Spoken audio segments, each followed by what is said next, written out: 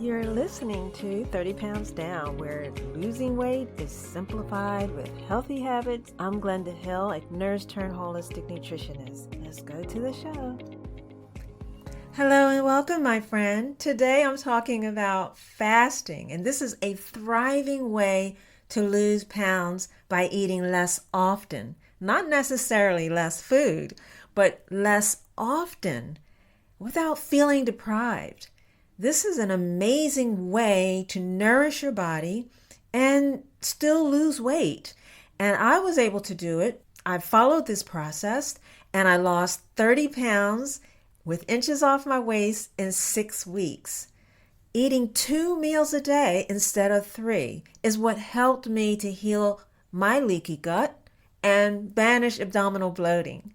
And people call this 2-meal-a-day plan intermittent fasting.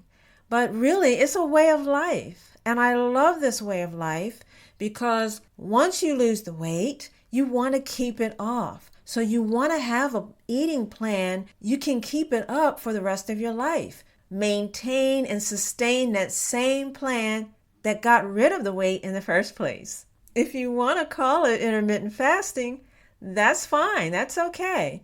Intermittent fasting is good for weight management. Fat loss.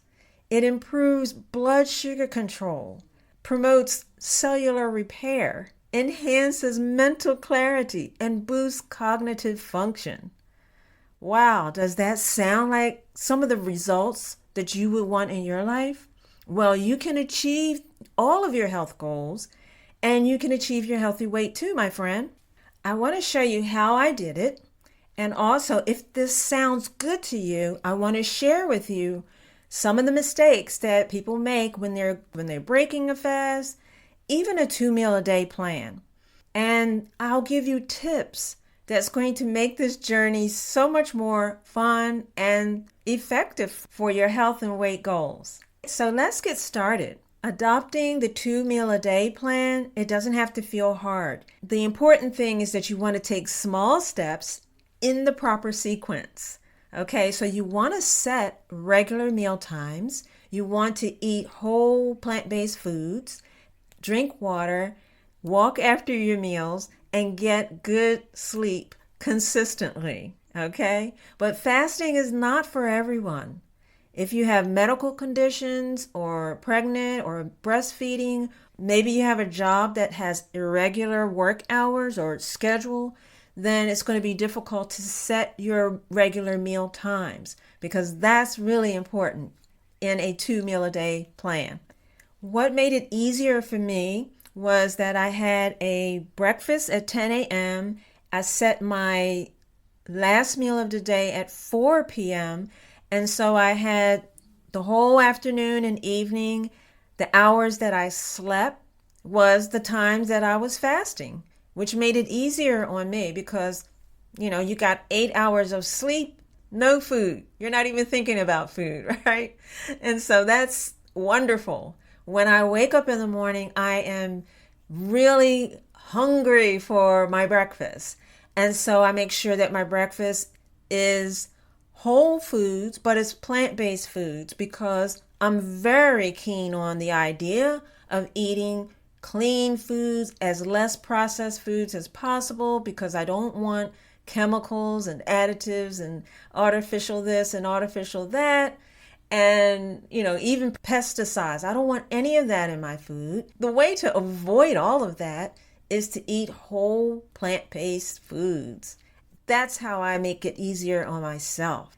If you like what you're hearing and you believe that this is something that you would want to do, it may be the answer for your health goals, for your healthy weight. I want you to embrace this after a word of prayer and allow God to guide you and direct your steps. It's very important to do that because you're going to find that it's going to be so much easier when you consult with God and He gives you the go-ahead.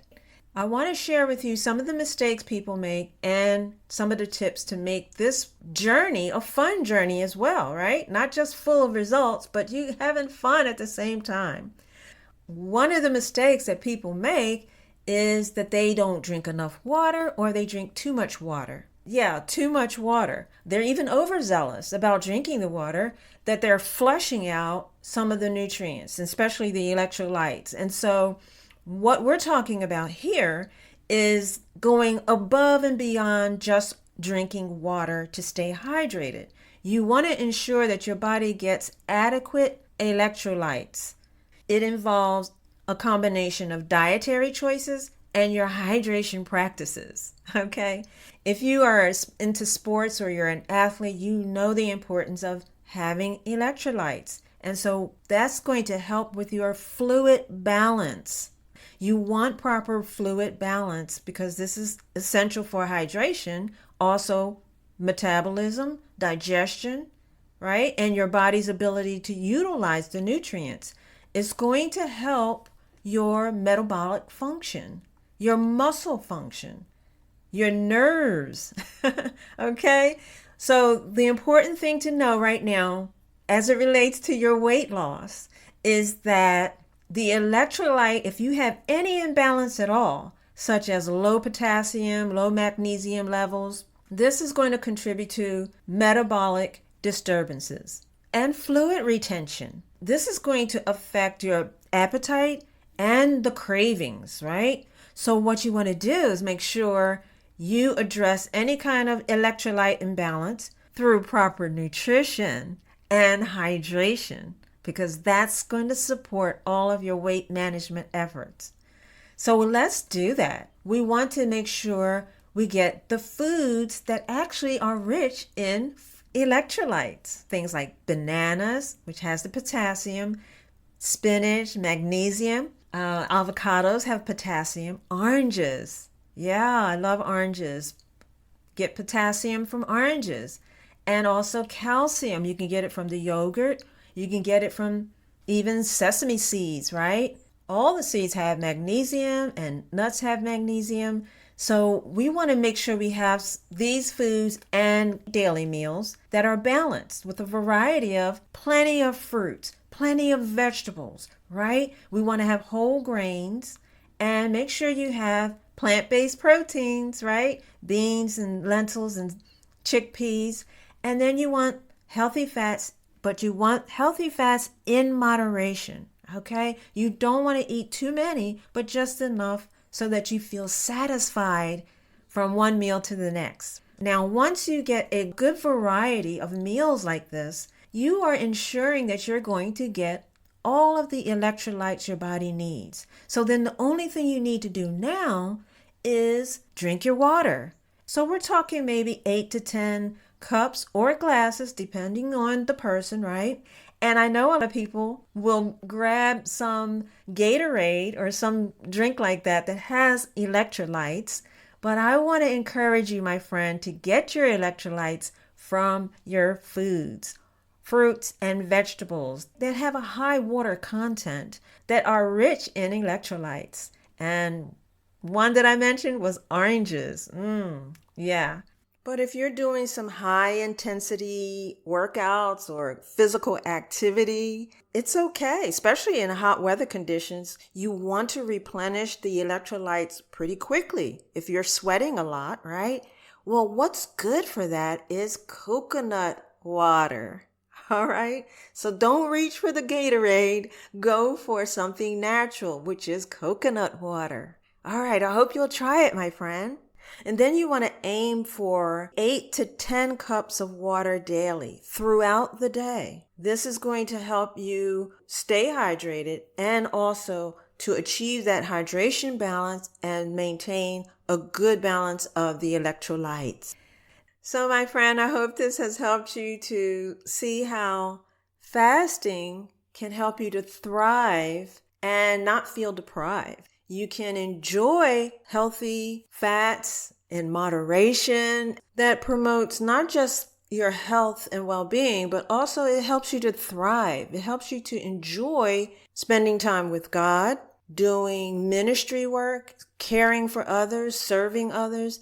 This is the thriving aspect of eating this way, this plant-based foods. You are nourishing your body, your mind, and your spirit. Another mistake people make is that they don't monitor their sodium intake. And while sodium is an important electrolyte, you don't want to have excess amounts of sodium because that's going to lead to electrolyte imbalances. I want you to be mindful of any processed foods that you may be eating does have too much salt in it. Okay, so you want to balance your sodium intake with potassium-rich foods because that's going to balance out the sodium. All right, so keep that in mind. And we always want to practice mindful eating. Always pay attention to what we're eating and how we're eating it, right? Okay. Another mistake that some people make is that they break their fast with the wrong foods. The right foods to eat after a fast are foods that are easy to digest. What I do, even with a 2 meal a day, I still need to eat a hearty breakfast. And so you could still have a hearty meal. You could still have your oatmeal or your granola. Or you can have cooked apples. Yeah, not necessarily applesauce, but you can just have cooked apples. Baked grits. I love grits. You can have like a apple salad with that. And so that's a good hearty breakfast with some nut butter, like almond butter. And you want plant-based protein because it's easy to digest, okay? All of these foods are easy to digest. They're going to support your gut health and give you that sustained energy from your breakfast to your lunch, okay? You're going to be fueled and powered up for your day. That's how you break a fast, my friend. And so these are some of the mistakes that people make and some of the tips that's going to help you to do the fasting in a way that is going to help you to achieve your desired results. Another mistake people make is they chew gum or they chew on mints during their fasting period. And what you don't want to do is stimulate those digestive processes. So when you're chewing gum, that interferes with the fasting state. And while we do get energy from our foods, it's also true that it takes a lot of energy to digest our meals. So if you are constantly tired or you're tired after you eat, it may be that your stomach is overloaded. You've eaten too much and your body just lacks the energy to break down large amounts of foods. So what you want to do in that case is chew your food well. This is part of being mindful in your eating, mindful in your healthy lifestyle journey. All right, my friend, you can eat less often with a 2 meal a day plan and not feel deprived at all, but you will thrive and you will feel more energized and have mental clarity and good emotions and healthy thoughts when you eat less often and you are giving your body the electrolytes that you need. That really makes all the difference in your weight loss journey. I want you to feel as though what you're doing with a 2 meal a day plan is rooted in the Bible. You are eating for strength and not for gluttony, right? I hope you will apply what I shared with you today. If you enjoyed this episode, share it with a friend and a loved one. Subscribe to my channel. Until next time, peace to you and have a great day.